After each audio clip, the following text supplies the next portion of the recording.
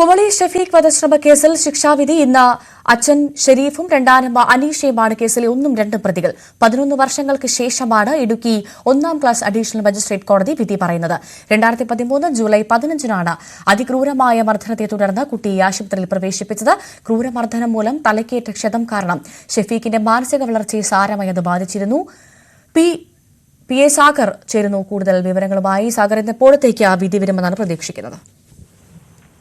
ഇന്ന് രാവിലെ തന്നെ കോടതിയിൽ നിന്ന് വിധി വരുമെന്നാണ് പ്രതീക്ഷിക്കുന്നത്. തൊടുപുഴ 1-ാം അഡീഷണൽ ജില്ലാ കോടതി കഴിഞ്ഞ ദിവസം ഈ കേസ് പരിഗണിച്ചിരുന്നു. എന്നാൽ വിധി പറയുന്നത് ഇന്നത്തേക്ക് മാറ്റുകയായിരുന്നു. 2013-ലാണ് ഇത്തരത്തിലൊരു ദാരുണമായ സംഭവം നടക്കുന്നത്.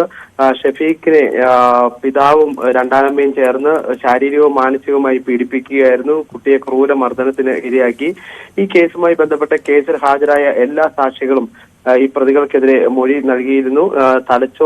ഷെഫീഖിന്റെ തലച്ചോറിനേറ്റ ഗുരുതരമായ പരിക്ക് കുട്ടിയുടെ ബുദ്ധിവികാസം, സംസാരശേഷി, ചലനശേഷി തുടങ്ങിയവ സാരമായി ബാധിക്കുകയായിരുന്നു.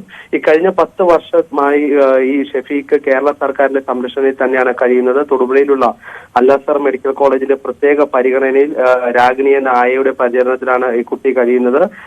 കഴിഞ്ഞ ദിവസം തന്നെ പ്രോസിക്യൂഷന്റെ ആവശ്യം പരിഗണിച്ച ജഡ്ജി ആശുപത്രിയിൽ നേരിട്ട് സന്ദർശിച്ച് കുട്ടിയുടെ നിലവിലെ ഗുരുതരാവസ്ഥ മനസ്സിലാക്കി തുടർന്നാണ് കേസിലേക്ക് കടന്നത്. എന്തായാലും ഇന്ന് രാവിലെ തന്നെ വിധി വരുമെന്നാണ് പ്രതീക്ഷിക്കുന്നത്. ശരി, സാഗറാണ് വിവരങ്ങൾ നൽകിയത്.